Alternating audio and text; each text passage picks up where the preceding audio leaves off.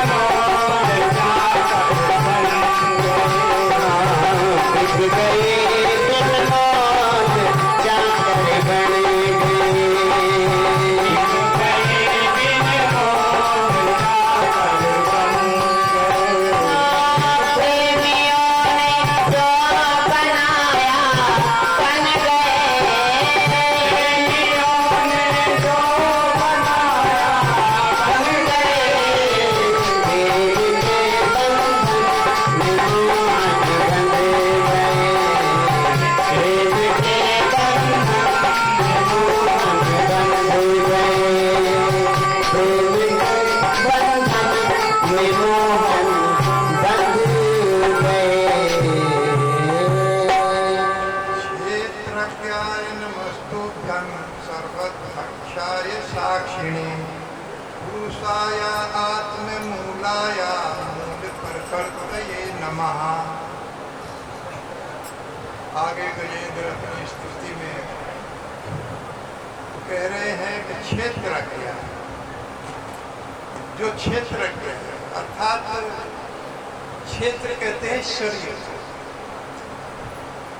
ये शरीर वास्तव में एक खेत है, क्षेत्र है, क्षेत्रज्ञ है जो इसको जानता है।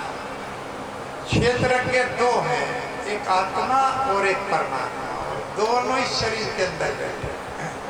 ईश्वर है सर्वभूतानां हृदय अर्जुन तिष्ठति। अर्जुन, कोई भी ऐसा हृदय नहीं है जिसके अंदर में ना रहता। जिस प्रकार से एक पेड़ के ऊपर दो पक्षी बैठे, हरा ही पेड़ है और हरे ही रंग के वो पक्षी हैं। एक पक्षी फल खा रहा है या काट के डाल रहा है, दूसरा पक्षी शांत बैठकर उसको देख रहा है और नोट कर रहा है कि क्या क्या। उसी तरह से भगवान सबके हृदय में है। क्षेत्रज्ञ अर्थात आत्मा केवल अपने शरीर की बात जानता है। इसमें ये अंतर है दोनों में कि आत्मा जो शरीर के अंदर है वो केवल अपने शरीर की बात जानता है, लेकिन परमात्मा समस्त शरीरों की बात जानता है। सबके हृदय में हमारे हृदय में क्या चल रहा है हम जानते हैं, दूसरे को मालूम नहीं है। लेकिन भगवान सारे हृदयों की, सारे मनुष्यों के हृदय में क्या चल रहा है उस सब को जानते हैं। इसलिए कह रहे हैं क्षेत्र क्या हे शरीर समस्त शरीरों के ज्ञाता, आप सब कुछ जानने वाले। तो इसलिए सावधान रहना चाहिए कि हमको कोई देख नहीं रहा है, हमको कोई जान नहीं रहा। जो भी हम गलती करते हैं, हम मनुष्य से तो छिपा लेते हैं। कोई त्रुटि हमने किया, कोई गलत काम हमने किया तो मनुष्य से छुपा सकते हैं, लेकिन उस परमात्मा से, भगवान से उसको हम नहीं छुपा सकते। इसीलिए जब उसका फल आता है तब हम कहते हैं ये तो हमने किया ही नहीं, लेकिन उसी का फल हमको मिलता है। इसलिए हमारे दुख हमारे कर्मों को उजागर करते हैं।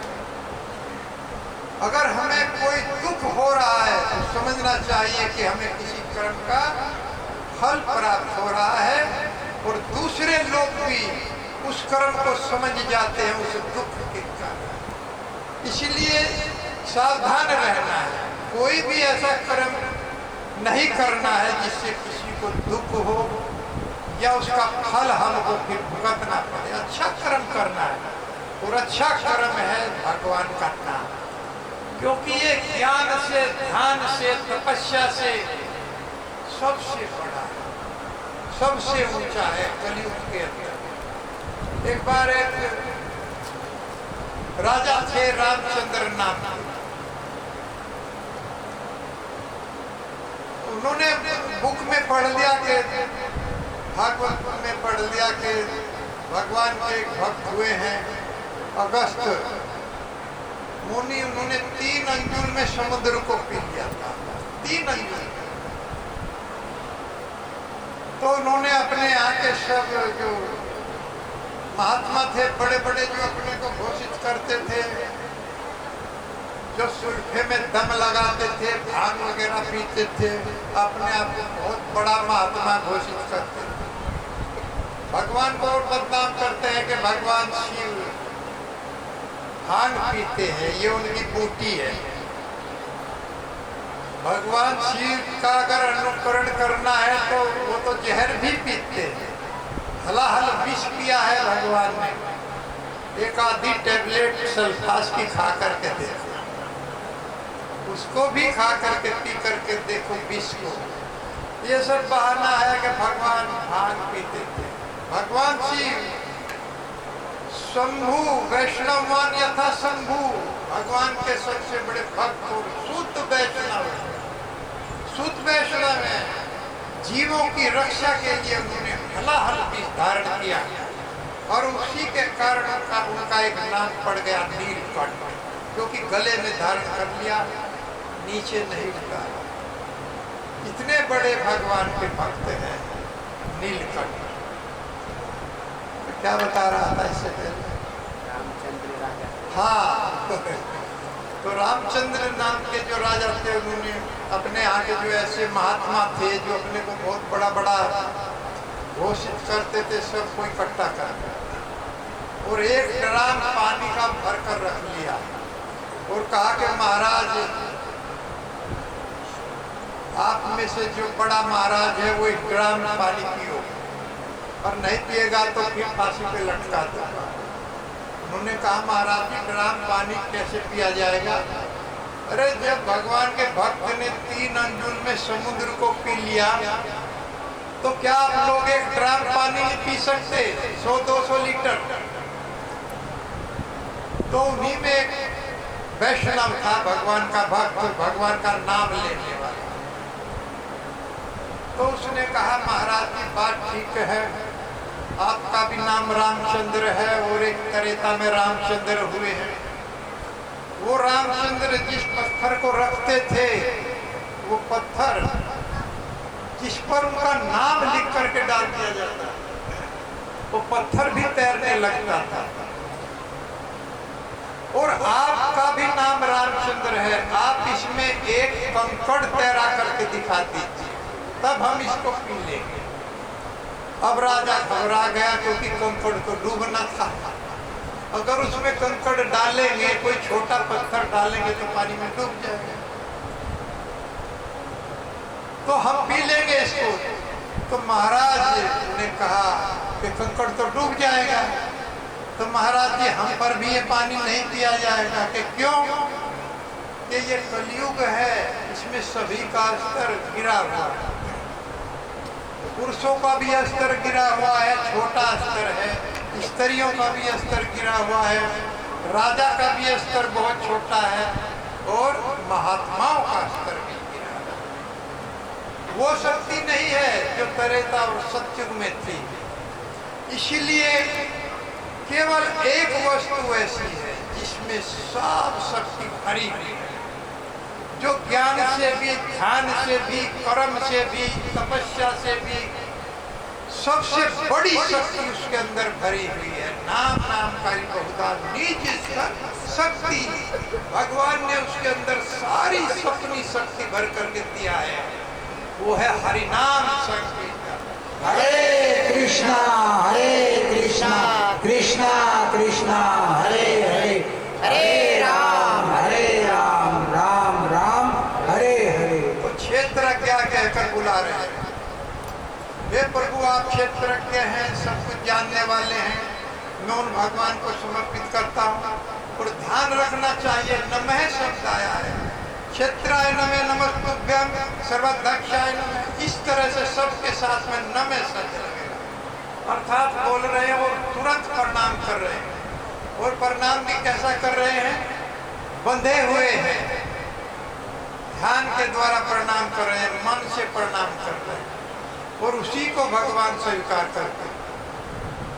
बोली महाराज को जब गरुड़ ने बांध लिया, तो उन्होंने भी सर झुका करके नमस्कार किया। अहो प्रणामाय कृत समुद्रम और पन्न भक्तार्थ विदो समाहिता, यल्लोक पाले त्वद अनुग्रहो अमरे लब्धा पूर्वा अपसत असुरे अर्पित। कह रहे हैं प्रभु, हम तो असुर हैं, राक्षस हैं, हमारे अंदर तो ईर्ष्या भरी हुई है, द्वेष भरे हुए हैं, हम लोगों के ऊपर इतनी बड़ी कृपा, और हमने पूरी तरह से आपको प्रणाम भी नहीं किया, केवल सर झुकाया। भगवान को प्रणाम करने का कितना बड़ा लाभ। अगर हम रोज, ये माताएं तो करती होंगी जिनके घर में लड्डू गोपाल हैं, भगवान को बहुत बड़ा लाभ है। हम बलि महाराज के प्रकरण से समझ सकते हैं। कह रहे हैं कि हे प्रभु, बड़े बड़े लोकपालों को वो कृपा, वो अनुग्रह नहीं मिला जो हमें मिल गया, और हम असुरी जाति में हैं, ईर्ष्या और द्वेष से भरे हुए। तो इस जगत में भी हमारे अंदर भी ईर्ष्या और द्वेष रहता है, कितना भी प्रयास करो निकलता नहीं। लेकिन भगवान को नित्य प्रणाम करके और उनके नाम को गाकर हम इससे मुक्त हो सकते, इससे बचा जा सकता है। इसीलिए और उनके जो पिताजी प्रहलाद महाराज फिर आगे बलि महाराज के दादा थे, विरोचन के पुत्र हैं, और विरोचन के पुत्र हैं प्रहलाद महाराज। फिर प्रहलाद महाराज आए, इतनी बड़ी बात कह रहे हैं भगवान से। भगवान वामन आसन पर बैठे हैं और बलि महाराज को बांध लिया गया गरुड़ जी के द्वारा, बंधे बंधे प्रणाम कर रहे।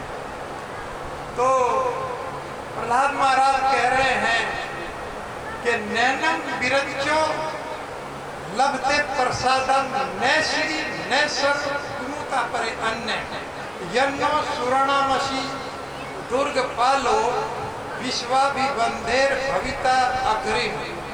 अर्थात आपके चरण हे प्रभु सारे जगत में पूजनीय हैं, सब लोग आप सबको खिलाते हैं, लेकिन फिर भी सारा जगत आपको भोग लगाता है। फिर भी आपके भाव के अनुसार सारा जगत आपको भोग लगाता है, जबकि दाता आप ही हैं। आपके ये चरण कमल सारे विश्व में पूजनीय हैं, और उसके बाद भी आपकी नीच चरणों के द्वारा हमारे द्वारपाल करते। वचन दिया था सुतल लोक में, आप सब सुतल लोक में रहिए। जब बलि महाराज ने कहा कि हे प्रभु मैंने तो सब कुछ आसुरी भाव त्याग दिया है, अब मैं आपका ये नाम जप करूंगा, तो भगवान ने कहा सुतल लोक में पहुंचो, वहां पर इंद्र जैसे ऐश्वर्य तुमको मिले। भगवान के भक्त के ऐश्वर्य आप लोग देखते हैं, आप लोग देख सकते हैं यहाँ 7 दिन में किस तरह से भगवान के भक्तों का खाना और सोना और रहना हो रहा है, किस प्रकार की सेवा की जा रही है। लोग भूखे मर रहे हैं, लेकिन भगवान का भक्त खा करके मरता है, इतना उसको खिला दिया जाता है, खाता ही है, इतनी सेवा उसकी किया जाती है। तो भगवान का भक्त कभी भूखा नहीं मरता, खाकर मर सकता है, जबकि लोग भूखे मर रहे हैं। इतनी बड़ी त्रुटि। अगर हम भगवान के नाम का जप करें और भगवान के परायण हो जाएं, कभी भूखे नहीं मर सकते। जिसने ये मुंह खाने को दिया है, उसने प्रबंध पहले करके भेजा है उसके खाने। जिस प्रकार से बच्चा गर्भ के अंदर है, पल रहा है, लेकिन उसके बाहर आने से पहले दूध की व्यवस्था हो जाती है, उसके बाहर आने से पहले माताओं के स्तनों में दूध आ जाता है। बच्चा नहीं आया है, लेकिन दूध आया। कितनी बड़ी भगवान की व्यवस्था, सबके लिए खाने की व्यवस्था। एक कैदी को अगर पुलिस पकड़ ले, जबकि वो डाकू है, चोर है, व्यभिचारी है, उसके लिए भी जेल में उसके जाने से पहले खाना बनकर तैयार हो गया है। उसको भी वहां जाते ही खाना मिलेगा, तो हम लोगों को खाना क्यों नहीं मिलेगा? हम लोग भगवान के परायण नहीं, भगवान का भजन नहीं करते, चोर चोरी करके खाना चाहता, भजन नहीं कर सकता, इधर उधर से लूट करके खाना चाहता। वास्तव में सबके लिए प्रबंध है, कोई भी चीज ऐसा नहीं है जिसके लिए भगवान ने व्यवस्था ना किया हो, लेकिन हम इस जीवा से उसका उच्चारण नहीं करते। हरे कृष्णा कृष्णा कृष्णा हरे हरे, हरे राम राम राम हरे हरे। प्रहलाद महाराज कहते हैं, हे प्रभु आपने हमारे ऊपर इतनी बड़ी कृपा किया, वो चरण जो पूरे ब्रह्मांड में पूजे जाते हैं, उन चरणों से आप हमारे द्वारपाल बन गए। सूतल लोक में भगवान ने कहा था कि आसुरी स्वभाव के लोग अगर आपको परेशान करेंगे, तो मैं वहां आपका द्वारपाल बन करके आपकी रक्षा करूंगा। तो उसी तरह से वो रक्षा कर रहे थे। तो कहते हैं कि ये जो कृपा हमारे ऊपर हुई है, न श्री न सर्व न विरंज, न ब्रह्मा जी के ऊपर हुई, न श्री न लक्ष्मी जी के ऊपर हुई, और न सर्व न भगवान शिव के ऊपर। ऐसी कृपा उनके ऊपर नहीं हुई है जो कृपा आपने हमारे ऊपर की। और वास्तव में भगवान हर समय तैयार रहते हैं कृपा करने के लिए, लेकिन उस कृपा को हम लेना नहीं चाहते। इसीलिए भगवान को दोष देते रहते हैं। कभी अपने कोई कर्म खराब हो जाता है, कोई घटना हो जाती है तो भगवान को दोष देते रहते हैं। कैसे? भगवान कोई न्याय नहीं करते। न्याय के लिए उन्होंने यमराज जी को नियुक्त किया है। वो केवल दया और कृपा करते हैं। दो चीज उनके पास है, वो दया करते हैं और कृपा करते हैं। जैसे कोई मोदी जी को कहे कि हमारे साथ न्याय नहीं हो रहा है, न्याय के लिए उन्होंने जजों को बैठाया है। पुलिस है, जज न्याय देता है, वो न्याय नहीं देते, वो केवल कृपा करते हैं। और अगर कोई देश के लिए मेडल जीत लाए तो मोदी जी स्वयं चल करके उनके पास चले जाते। मोदी के पास जाने की, प्रधानमंत्री के पास जाने की आवश्यकता नहीं है। अगर कोई देश का नाम रोशन करता है तो प्रधानमंत्री खुद चल करके उनके पास चला जाता है। इसी तरह से भगवान, अगर कोई हम ऐसा काम करते हैं, भगवान के नाम का उच्चारण करते हैं, जीवों पर दया करते हैं, तो भगवान स्वयं चलकर आने की सक्षम है। और देखा गया है कि किस प्रकार गुरु महाराज के पास भगवान चलकर आए, प्रहलाद महाराज के पास भगवान नरसिंह प्रकट हुए, खंबे के अंदर से प्रकट हुए। उनको जाना नहीं पड़ा, उनकी रक्षा के लिए वो प्रकट हुए। इसी तरह से हम लोग भी भगवान के परायण होकर के भजन करके अपने जीवन को, इस मनुष्य योनि को भी सुधार सकते हैं। क्योंकि ये मनुष्य योनि आसानी से प्राप्त नहीं होती, बड़ी कठिनाई से हम लोगों को मिला है। दुर्लभम मानुषम जन्म तदप्य ध्रुवम अर्थदम कुमार आचेत प्राज्ञो धर्मान भगवतानि। प्रहलाद महाराज रिकमेंड करते हैं कि युवा अवस्था में ही भजन शुरू कर देना चाहिए, क्योंकि फिर छूटेगा नहीं तो बाद में छूट जाता है। अगर युवावस्था में भजन शुरू कर दिया तो बुढ़ापे में भजन नहीं होगा। जैसे आप लोगों ने सुना था, बुढ़ापे में इंद्रियां काम नहीं करती, जिह्वा काम नहीं करती, आंखें काम नहीं करती, तो कहाँ भजन हो पाएगा। जिस प्रकार से एक चतुर किसान अपनी फसल को समय से बो देता है, क्योंकि उसको ज्ञान है जितना लेट सोइंग हो जाएगी प्रोडक्शन घट जाएगा, पैदावार घट जाती है, इसलिए जल्दी से जल्दी समय से बुआई करता है कि फसल अच्छी हो जाएगी। उसी तरह से भगवान का भक्त या चतुर इंसान समय से भजन करने लगता है। उसे पता है, जानकारी है कि बुढ़ापे में भजन नहीं होगा, और होगा तो प्रोडक्शन घट जाएगा, वो पैदावार, वो लाभ बुढ़ापे में नहीं मिलेगा। तो इसलिए समय से भजन कर देना चाहिए। और जो भी लोग हमारी आयु ज्यादा होगी, सक्षम है भजन करने में, तो तुरंत भजन माला लेकर के भजन शुरुआत कर देना चाहिए। इसी में जीव की गति है। यही कह रहे हैं कि मैं मूल प्रकृति नमः, ऐसे भगवान को जो इस प्रकृति के भी मूल हैं। कुछ लोग केवल प्रकृति तक रहते हैं, कुछ लोग तो कर्म तक सीमित हो जाते हैं कि जैसा कर्म करोगे ऐसा फल भगवान देंगे। कुछ भी कर्म करो, लेकिन कुछ प्रकृति तक सीमित रहते हैं। अर्थात ये सब कुछ जो बनाया है प्रकृति ने बनाया, लेकिन भगवान कहते हैं मया दक्षिण प्रकृति सूयते से चराचरम, मैं इस प्रकृति का अध्यक्ष हूँ, ये मुझसे है, मैं इससे नहीं हूँ, ये मेरे निर्देशन में कार्य करती है। ये प्रकृति जो भी रचना करती है ये मेरे निर्देशन में करती है। गुरुपाद जी एक उदाहरण देते हैं। गुरुपाद जी ने कहा है प्रकृति को समझने के लिए कि प्रकृति जैसे करोड़ों रुपए की कार, लेकिन ड्राइवर के बिना बेकार। ठीक है, करोड़ों रुपए की कार हम लोगों ने खरीद लिया है, घर में खड़ी है, कोई चलाने वाला है नहीं, तो बेकार है, नष्ट हो जाए। ड्राइवर के बिना वो बेकार है, इसी तरह से ये प्रकृति भगवान के लिए बेकार है, इसका कोई औचित्य नहीं है। ये भगवान के संपर्क में रह के करती है। मया दक्षिण प्रकृति हेतु नाने कौनते जगत द्वि परिवर्तते। हे अर्जुन, ये जो कुछ भी रचना हो रही है, जो कुछ भी प्रकृति के द्वारा उत्पन्न किया जा रहा है, वो मुझसे इजाजत लेकर के किया जाए। प्रकृति भगवान से इजाजत लेकर के करती है, ऐसे नहीं करती। हरि बोल।